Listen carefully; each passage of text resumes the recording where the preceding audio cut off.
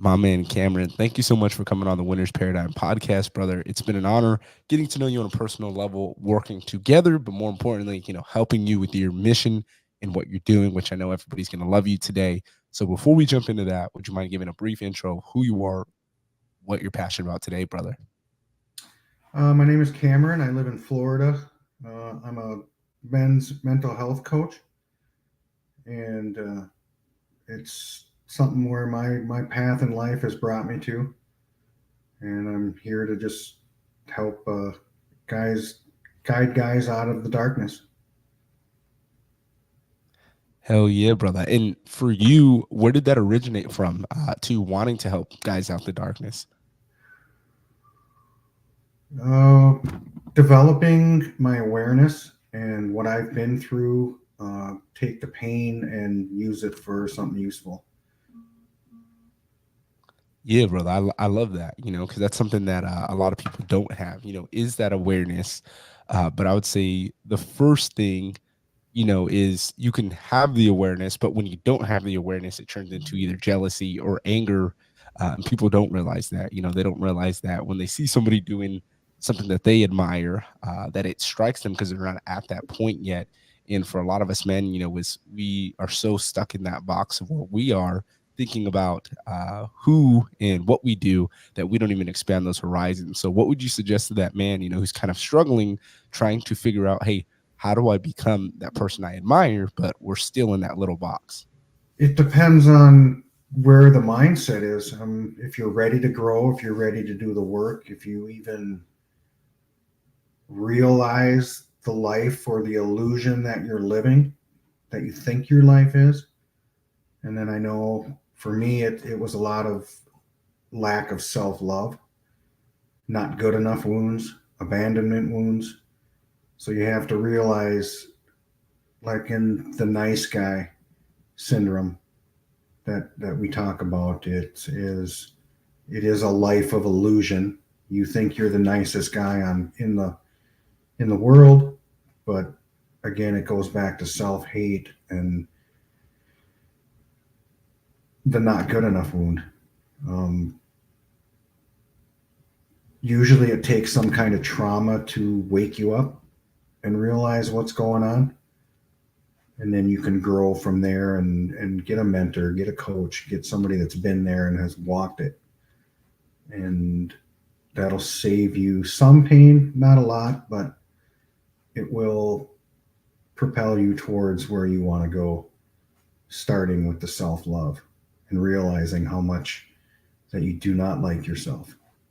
How did you find that though? Because I know that's something that I struggled with as well. Was loving myself. You talk about the abandonment. You talk about not loving yourself and really not being at that point. I went through the same exact thing. So how do you start from there? Because I know for me there was a lot that went into that as well. A lot of reading, a lot of learning. Again, coaches, connecting with other men that have been through it, other men that understand that it, or what I find is it all starts with self love and to realize that you do not like yourself because you think you do. But, actions and the way you live your life, you don't show up for yourself, you don't trust yourself, you don't like yourself, and your life shows it. It's how you show up.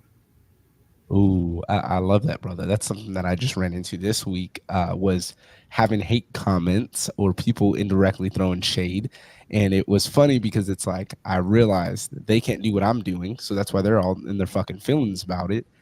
To where when they see me at 3:30 getting up, and posting the gym workouts, and posting that I don't want to do it, posting that I don't want to do the nutrition, and it's Right. all these different things.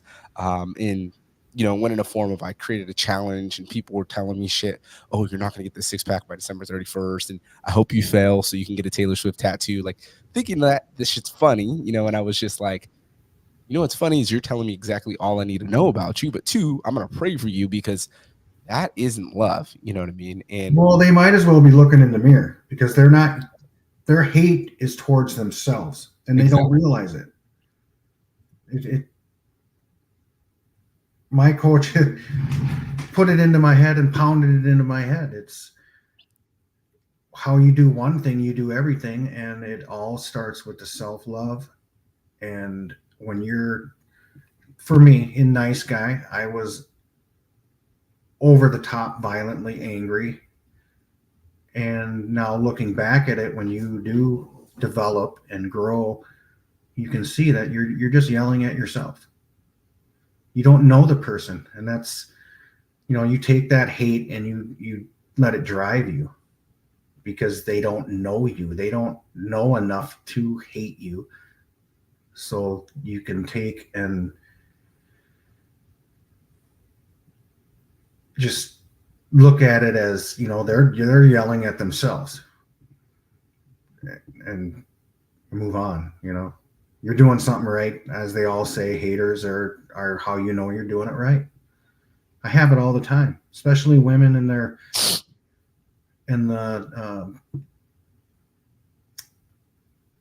feminine guys in the world now. They're running off emotion, and that's another big thing that you have to grow out of, is not letting emotions run your decisions, your responses, because you're just reacting. So they're Oh, reacting out of a trigger, self hate trigger. yeah, brother. You know what's funny is that I'm gonna touch on that part the secondly, but I went through the same thing. I keep running into this conversation about antidepressants with people, and it's funny because every fucking conversation is it's just a look in the mirror conversation. And they're trying to tell me, oh, antidepressants work, and if you find the right one for you, and I'm like, I'm telling you, for me, that shit doesn't work. It makes me flip the fuck out. I start shaking. I start going through all these things, and they wanted to argue with me that it works. And basically, I was like, look in the fucking mirror, because they were gaining weight, and I was telling them that when I had that prescribed through the military, I started gaining weight. I wasn't happy. I was drinking more. I wasn't feeling good, and it wasn't leading me to where I want to be. When I start working out 2 times a day, when I start journaling 3 times a day, when I start putting the time to actually love myself and honor myself and show differently, then it started working. I'm like, I don't need that bullshit. So it was funny is I kept running into that same conversation, and it was all look in the fucking mirror. And then I said, you're gonna have to look yourself in the mirror. You're gonna have to be real with yourself on what you want and where you are currently. And it's not gonna be a good conversation, but most people Right. do those things. And they were Truth kind of, hurts. they were like, fuck you, dude. You don't know what you're talking about. And I was like, you know what? I've said the same thing before. Yeah, it goes back to trauma. I mean, the facts prove it. It's, you don't need pills. I was on 7 different antidepressants and psychotic drugs when I was diagnosed as whatever they want to diagnose it, but Wellbutrin and all that crap that actually harms your body, gives you shakes. It you heal the trauma, and then you're done. And most of us guys in my generation and the generation coming up, mothers had to go to work. It's an abandonment issue. Even though that the mom didn't abandon you, she went to work and left you with somebody else during the day. From the ages of 1 to 5, there's that abandonment, and that fucks everything for the until you realize it. Took me till 48 to realize this pain and suffering and just self sabotage. And it's the trauma. It isn't drugs. It isn't, society is, for me, I think they do it on purpose. Look how much money they're making off the drugs.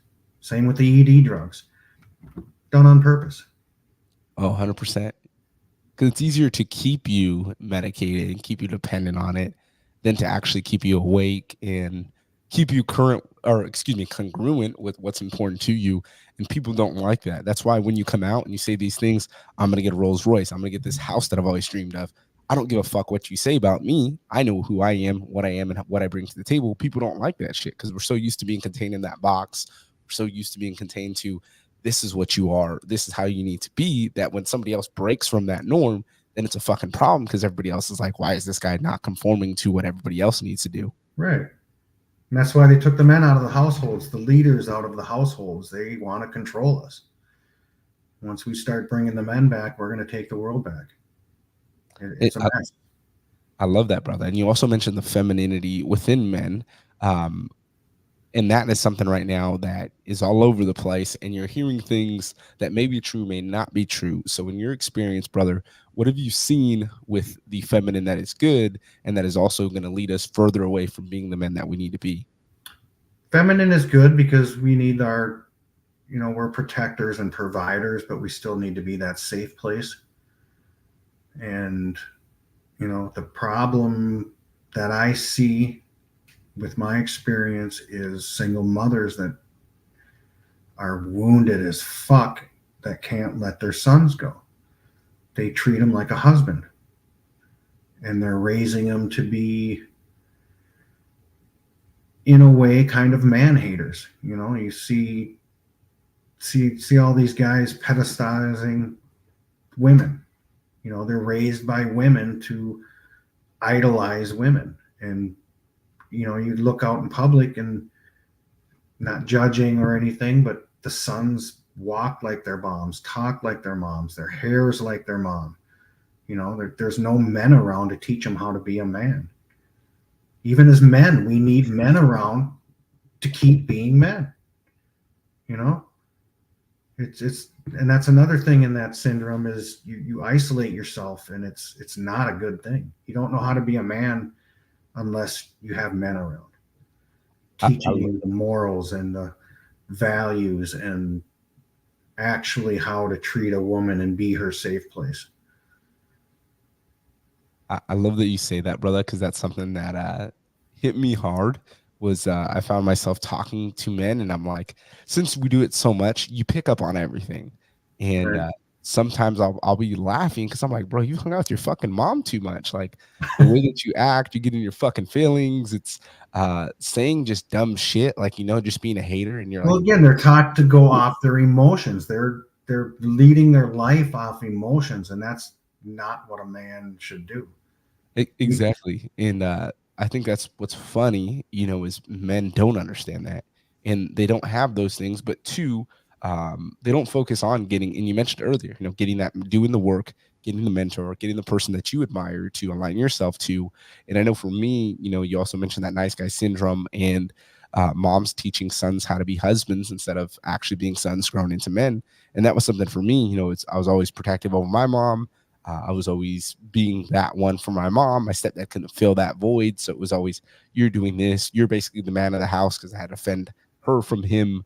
And then went in the military and I'm shelling out fucking thousands of dollars to her, getting fucking burned while she's still fucking around with this dude that she had an affair with. And it's just like, if you can't even see these things for yourself. And for me, it took time, it took time, energy. I was fucking pissed. And I was like, why aren't all my relationships aligning? It's because I wasn't leading in the correct way versus when I started to live in that correct way. I started leading differently, showing it for my wife, changing the way that I'm speaking, the way that I'm showing up in life. Things change for me. So for you, brother, when you're helping men, especially after divorce, and you're telling them, hey, this is how you need to lead within your life. This is how you need to become that man you admire.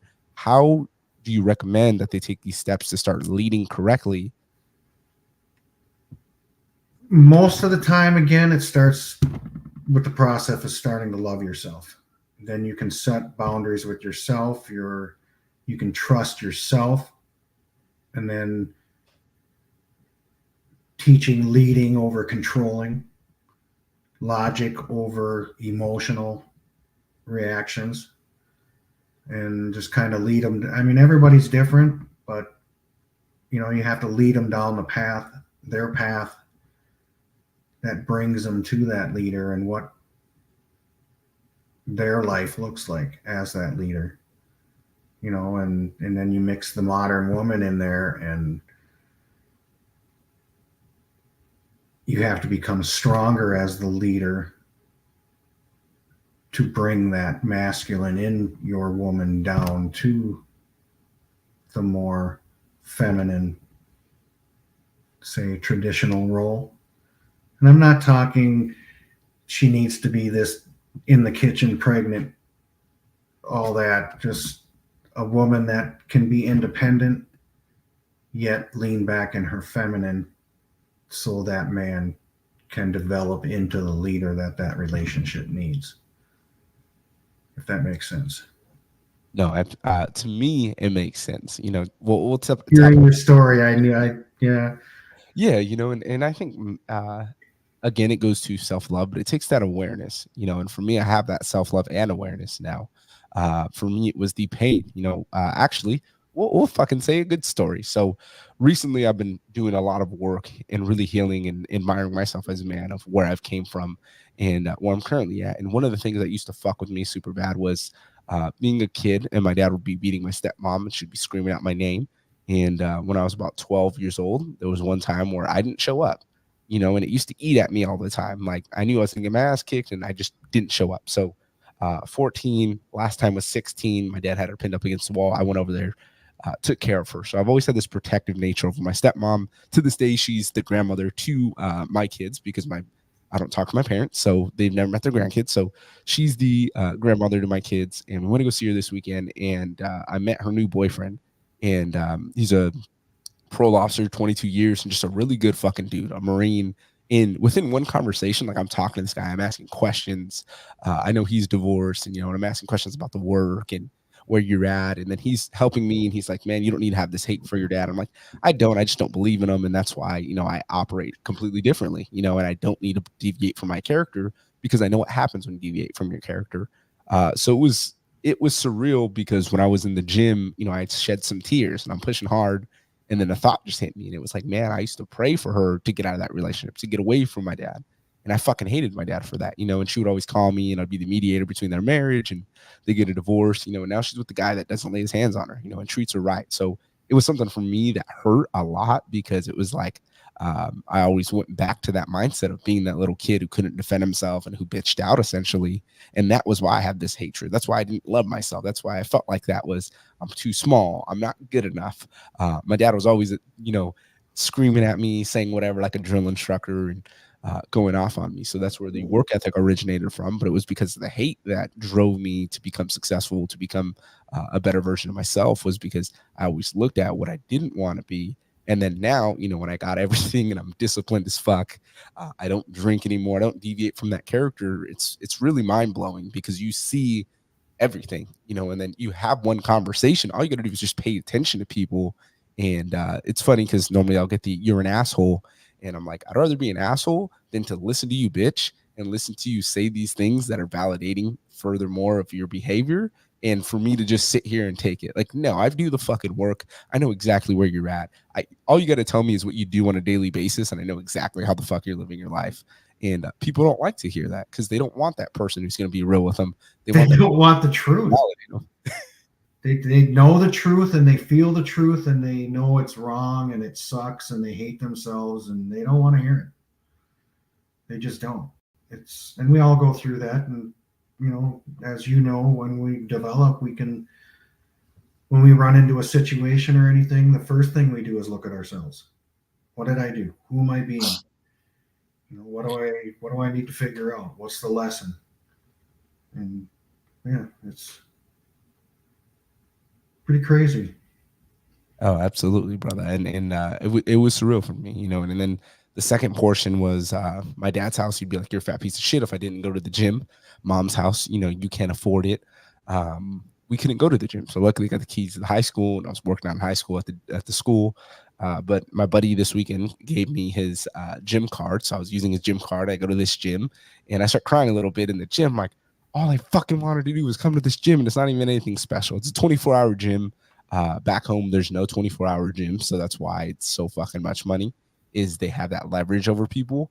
But I was just in that gym, and I was like, bro, I fucking always wanted to be here, and it wasn't even something that was special to me. It was just I wanted to be here. It was be inclusive, and I was told that I couldn't have that. So that's where it stems from. Is you can't fucking tell me anything because I don't fucking believe you, and you're not going to tell me what I can achieve and what I can't achieve. So it was just a surreal moment again, being in that gym because I was like, all I wanted as a kid was to be here. And then I finally get there. I'm like, this shit's not anything special. But two, made me more appreciative because I got 2 gym memberships. So it's like, you got to take those L's, you're going to take the time and learn and extract that info from it. Because a lot of times, we just keep pushing, we just keep thinking negatively. You hear it all the time with people and the way that they say certain things, or I don't have friends because of this. And I used to say the same thing. I used to say, I don't fuck with people and I really just don't want to be around people. And now, if you ask me, one thing I say is I'm mindful of my energy, and I just don't pour my energy out everywhere because it's just going to be, Exactly. something where people are sucking that life out of you. Yes. And I know that very well. And again, people, we all do. Society has taught us, has created attachments and to chase things that are going to make us happy when they're not because we don't like ourselves. It just all stems back to how much you like yourself. Once I Oh, actually really started not just telling myself that I loved myself, but actually loving the man that I've grown into, it changes your world to, I mean, it's like a different planet. It's crazy. so let's touch on that. So I mentioned a little bit. Now you're mentioning it. We're talking about not deviating from your character, not deviating from what doesn't resonate with you, what isn't going to lead you to the way that you want in life. How important is that to you, brother? Oh, I mean, even if you don't know anything about the nice guy and stuff, for me, I was the biggest piece of shit lying, trading, trying to, everything was contractual down to sex or whatever it was, trying to get the love that you don't have for yourself. Um, Now I'm on the other end of the spectrum to where I am fucking integral. I have my values, I have my boundaries, and you're not going to knock me off of them. It's it's a very, very important thing. If you're going to teach men, you have to lead by example. And we all, we all trip or fall and get back up, but you know, and I know you're the same. 99% of the time, we're this solid, integral man, and it's how you live your life. And if you veer off it, life's going to kick your fucking ass because it happens every time. Man, that is If I something I veer love off to see. coaching, life whoops my ass. Yeah. So, and you start looking forward to the pain to grow to the other side. It's pain, but it's not because you know the growth that's coming. Yeah, and you mentioned it. We talked about the external. You go internal. You don't go external to heal internally, but people don't realize that. We think about it as, oh, if we have more women, we have more sex, we have more drugs, we have more whatever this essence is. It's going to make us feel Supercar, better. all these material things that you're chasing is not going to make you happy ever. And why is that, brother? Because people don't understand that, and that's why they're still trapped in that same funk they're in. Because you still hate yourself. You're out chasing happy or something to make you happy. And God, dude, I fought this for years. There's nothing that's going to make you happy except yourself. No woman, no car, no house, no money, no nothing. You're going to get it and you're going to go, that ain't what I thought it was. And that's what the gym thing reminded me of. It's, for me, I got that brand new diesel truck that I wanted so bad and just ended up being a truck. I wasn't happy. Or the house, you have to be happy with yourself first. I love that, brother. And that is something I'm realizing now, because one thing that's current with the people around my age and why I don't really get along with them is they love this going out bullshit. And I'm going to go out to the club, blah, blah, blah. And it was funny the other day because somebody was talking about, oh, yeah, I got home at 4:30, and then it fucked up what they had to do for the next day. And they were like, hey, what time did you get up? And I was like, 3:30.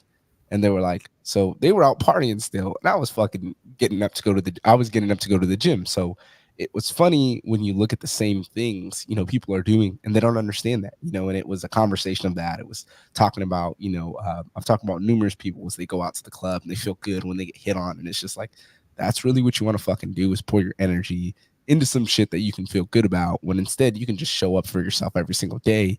And it went into me, and I was like, I don't need any of those things. I have a wife that loves me. I have kids that love me. I don't need any other external thing that's going to make me feel better about myself, because I already know I feel better about myself, because when I list out what I do on a day, I'm stacking all the wins. And then I know it is true because, like we said, as the haters comments, if we go toe to toe, and I literally did a story like this morning, and I was like, if you want to compare toe to toe with people, you're going to see hesitation in other people. You can't take somebody who's coming over from the left side of having a lot of hesitation and then bringing them to somebody on the right side who's a closer, who continuously gets shit done. It's not, their personalities aren't going to mix, because the one that has the hesitation is going to get in their feelings, and they're going to start hating on the other person, or they're going to find some way to say, hey, what they're doing is wrong, because they know what they need to be doing, and they're not achieving that. Or they're not even aware. I mean, a lot of people are, again, living an illusion of just following. Everybody goes to the club, everybody does this and that, and the filters and all the fake shit all over social media. I mean, I was watching stuff. I mean, the water isn't the color of the water when people take pictures. Everything is doctored. Everything. So now people are chasing what they think other people are doing when they're not, or their life isn't what they're portraying it to be on social media. And again, back to self-love. I mean, everything you see, it just goes back to self-love. I think that's exactly it. And that's going to be powerful clips, from this episode, is the self-love component and what it does for yourself. You've been an amazing guest today, brother. So I'll leave you with the last question here. What would you say to the previous version of ourself who is looking to align ourselves with our definition of success? What do you mean? So you're back at square one. We're just trying to give ourselves some advice so we can align ourselves to where we want to be in the end. Fucking wake up. That's all I can say is wake up, because we walk around in this zombie state that get up, go to work, do it all over again. So just becoming aware. Hell yeah, brother. And where can people find you if they want to keep up with you? They want to hear more of your story, brother. The Aware Man on TikTok. I'm on there a lot. We'll put that in the show notes, the Aware Man on TikTok, so everybody check that out. Thank you again, Cameron, for coming on. It was an honor, my friend. Thank you. It was nice talking with you.